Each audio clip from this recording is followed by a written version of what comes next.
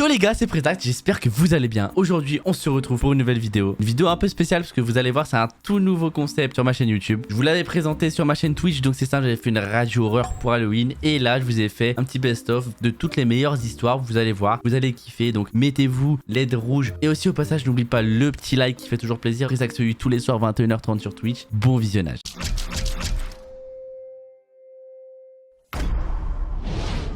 Régale-nous.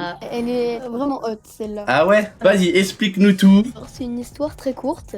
Un soir, je me préparais pour aller en colonie de vacances. C'était ma première colonie de vacances d'ailleurs. J'ai un très mauvais souvenir, mais j'y retourne quand même. Voilà, je fais mes valises, bref, je dors. Le lendemain, donc, on part en train. À un moment, on nous dit qu'il y a eu un accident de train juste en face. Et en fait, qu'il y avait eu 18 morts, mais qu'en fait, c'était pas à cause de l'accident de train, c'était à cause de quelqu'un qui avait tué. Donc, déjà, à partir de ce moment-là, on commence déjà bien. On repart avec un autre train. On arrive bien à la colonie de vacances. Un moment, donc, on fait les activités. Puis, vu que c'était l'été, bah, on allait à la plage, etc.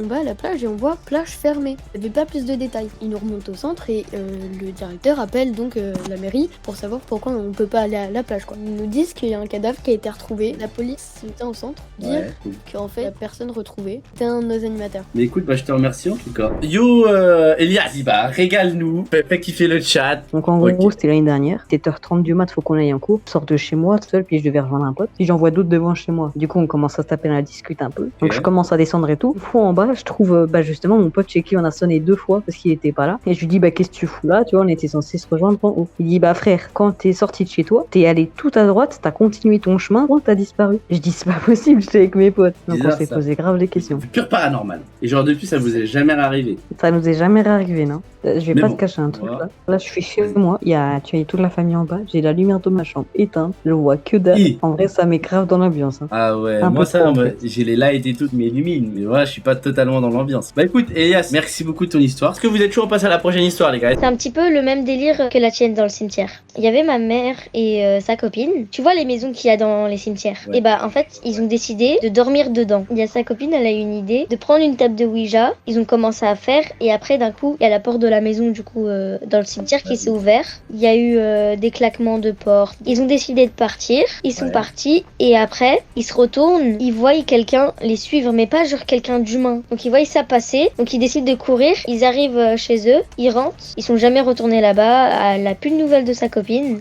Après, il y en a ils vont pas y croire parce qu'il y en a ils croient pas du tout à ça. Il y en a beaucoup qui croient pas aux histoires. Moi perso, je crois au paranormal, mais merci en tout cas Claire de ton histoire. C'était sympa. De rien. Vas-y, alors présente-toi. J'ai 14 ans. À vrai dire, c'est une histoire qui m'a arrivé à plein de potes à moi aussi. On était à 5 en tout. C'est un truc où on n'a plus jamais voulu y retourner. C'est un château un peu abandonné dans ma ville. Il y a beaucoup de personnes qui racontent des histoires, etc.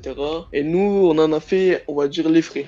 On était à 5. Ça fait 12 ans le château il est abandonné. Il y a personne qui rentre, personne ne sort. Entouré de grillages comme dans les films d'horreur. Sauf qu'il y a tout qui est verrouillé. Donc tu peux pas rentrer. On prend une place coupante. Donc on va rentrer. On se fait plaisir. On commence à vérifier pour pas laisser de traces. On avait des gants. On regarde, etc.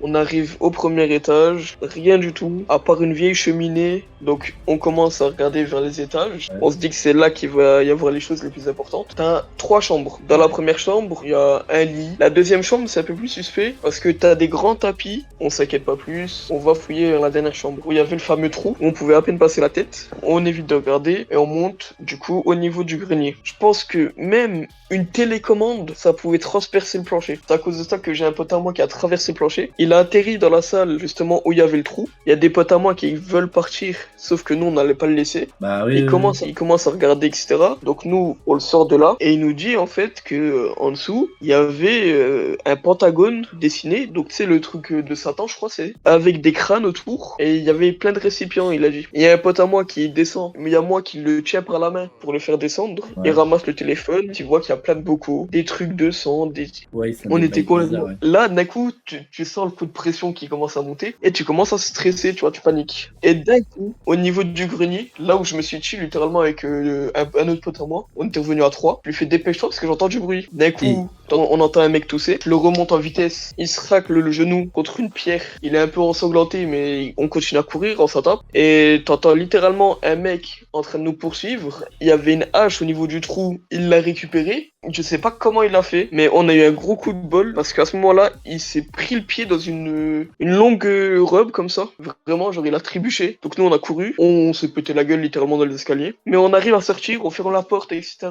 On se barre. On rentre chez nous. Mon pote qui était tombé, il a eu plusieurs mois de rééducation et 1 mois d'hospitalisation. Parce qu'il s'est foulé la cheville, s'est cassé un os aussi, bref, plein de trucs. Et il y a un pote à moi, le plus jeune de l'équipe, qui a pas su tenir sa langue, donc il en a parlé à ses parents. Et ses parents, ils ont décidé d'appeler la police. La police arrive, ils font des fouilles, ils trouvent rien, à part la salle et les marques de brûlure, quoi, dont notre pote, il avait parlé. Et ils montent aussi à l'étage, ils font une fouille complète. Sauf que du coup, comme le sol, je t'ai dit, il était complètement pété, bah, il devait y aller vraiment, genre, en rappel. Et il y a un flic qui arrive au niveau du bout du grenier. T'avais une salle, un lit, des boîtes de conserve, une allumette pour faire de la lumière. Et t'avais un mec comme ça, couché sur le lit, tout sale, tout crasseux.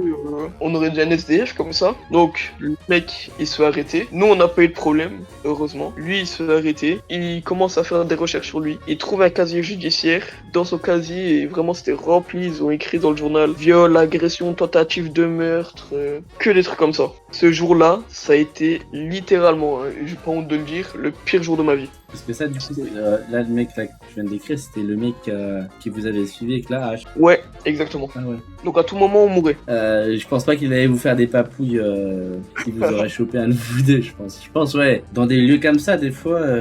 Moi, ça m'est déjà arrivé d'aller dans un lieu abandonné, mais c'est pas des... Bah, bizarre, j'ai trouvé, c'était une meuf qui se faisait soulever, mais genre, c'était une pute. Et il y avait plusieurs mecs tout, enfin, genre, en mode, c'était des scénarios tout. Et après, genre, quand ils nous ont vus, pareil, en fait, ils essayaient de nous chercher, parce qu'on était jeunes, je devais avoir 15 ans. Et du coup, nous, quand on était malades, on courait, on essayait de se barrer et tout, mais bon, ils nous ont chopé, ils nous ont dit quoi. Enfin, quand t'es petit, t'as peur, tu vois le moindre truc, tu te dis... Ils nous ont dit quoi? Bah, je suis dans la merde, ils vont appeler mes parents. Ouais, mes parents, putain, de finir au new. Non, mais écoute, après, ouais, et du coup, là. Ben, à part qu'il a été arrêté, après, j'ai une autre suite où on a voulu refaire un urbex, justement, dans une maison un peu plus lointaine. On est tombé au pire moment, parce que littéralement, il y avait un cambriolage en cours. Donc, il y avait 3 mecs cagoulés qui nous ont vus et on a cavale, quoi. Je pense que, littéralement, ma ville, c'est la ville des problèmes. Quand j'étais petit, on y habitait dans le château, avant qu'ils soient abandonnés. C'est sympa l'histoire, en vrai, c'était. Ouais, elle est pas mal. Ok, bah merci mec en tout cas. Je vous aime, merci à tous, ce live est incroyable, j'espère les gars que je vous a plu. Je vais trouver des idées, merci à tous les gars.